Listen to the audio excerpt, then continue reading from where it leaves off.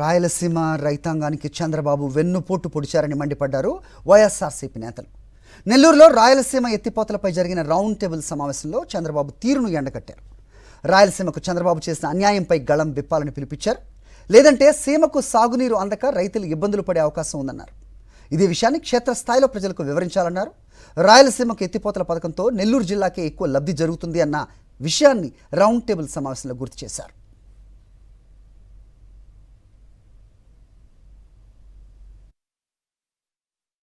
Rayalaseema lift వల్ల రాయలసీమ జిల్లాలతో పాటు నెల్లూరు ప్రకాశంతో పోల్చుకుంటే అతి ఎక్కువ ఉపయోగకరమైనటువంటిది మన నెల్లూరు జిల్లాకు అనేటువంటి విషయాన్ని మన రైతాంగ సోదరులందరూ గుర్తుంచుకోవాలి. ప్రాజెక్ట్ ఏదైతే జగన్మోహన్ రెడ్డి గారు ప్రారంభించారో 2385 కోట్లతో అర్ధాంతరంగా ఆగిపోయింది. ఆగిపోయిన తర్వాత అనేక అనుమానాలు ఉన్నాయి. ఇది అర్ధాంతరంగా ఆగిపోవడానికి కారణం ఏంది, దీన్ని ఎందుకు ఆపేశారని ఆలోచన చేసేటువంటి పరిస్థితుల్లో తెలంగాణ అసెంబ్లీలో రేవంత్ రెడ్డి స్పష్టంగా ఒక మాట చెప్పాడు.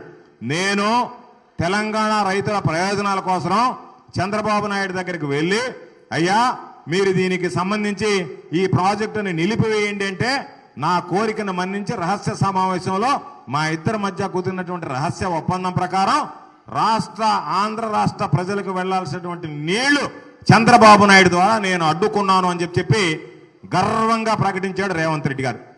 ఏ రోజైనా అది బయటకు వచ్చిన తర్వాత రేవంత్ రెడ్డి నాతో ఇంత కాదు అసెంబ్లీలో చెప్పాడు, టీవీల్లో వచ్చాయి, అందరు చూశారు.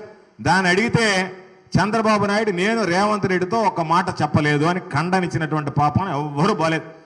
దాని మీద ఏదన్నా ఎదురుదాడి చేస్తూ చంద్రబాబు నాయుడు ఏం మాట్లాడుతున్నాడంటే, ఏముంది దానివల్ల పెద్ద ఒక 20 టీఎంసీలు నీళ్లు వస్తాయి, అన్ని బురద నీళ్లు అది ఇదని చెప్పి రైతులను అవమానపరిచేటువంటి విధంగా ఈరోజు మాట్లాడుతున్నాడు. కాబట్టి మన అందరం ఆలోచన చేయాల్సింది, మనకు ఒక పక్క అవసరం ఉంటే చంద్రబాబు నాయుడు ద్వారా జరిగినటువంటి అన్యాయం ఏదైతే ఉందో ఈ అన్యాయం మీద మనం గళమెప్పకపోతే, దీని మీద మనం మౌనంగా ఉంటే రాబోయేటువంటి రోజుల్లో మనం నీటి కోసం ఇబ్బందులు పడాల్సినటువంటి పరిస్థితి ఉందనేటువంటి విషయాన్ని గుర్తుంచుకోండి. 4-5 బిల్డింగ్లకి మిగతా అక్కడ ఉండే రోడ్లకే ఖర్చు పెడతా ఉన్నారు. ఒక్క ప్రాంతానికి ఇంత ఖర్చు ఎందుకు పెడుతున్నారు?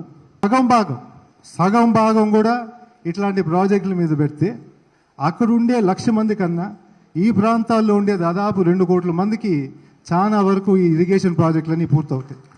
వాళ్ళకి మళ్ళీ వినపడాలంటే ఈ విధంగా సమావేశాలు పెట్టి మిగతా గ్రామ స్థాయి దాకా కూడా తీసుకుపోయి ప్రజలందరికీ వాళ్ళు కొంచెం అవగాహన వచ్చేటట్టు వీళ్ళు చేసే కార్యక్రమాల ప్రకారంగా ఎంత నష్టపోతున్నారు అనేది మనం అందరం ప్రజల దగ్గర తీసుకుపోయి తెలపాలని చెప్పేసి చాలా అవసరం ఉంది.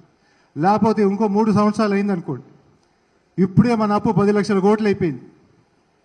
ఇంకో 3 సంవత్సరాలు పోతే 14 లక్షల కోట్లు పోయే తప్పకుండా ఖాయంగా ఉంది.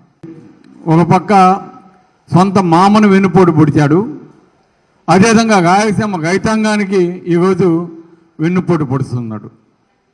కాబట్టి ఈరోజు రాయలసీమకి జరుగుతున్న అన్యాయం కావచ్చు, అదేవిధంగా దాంతోపాటు ఆ ఎత్తిపోతల పథకం వల్ల ముఖ్యంగా రాయలసీమతో పాటు మన నెల్లూరు జిల్లా ప్రకాశం జిల్లా కూడా ఎంత లబ్ధి పొందుతున్నాయో, ఒకవేళ ఆ పథకం ఆగిపోతే దానివల్ల మనకు జరిగే నష్టాన్ని కూడా మన రైతాంగానికి మనం ఇవ్వగలించాల్సిన ఆవశ్యకత ఉంది, ప్రజలకు తీసుకెళ్లాల్సిన ఆవశ్యకత కూడా ఉంది.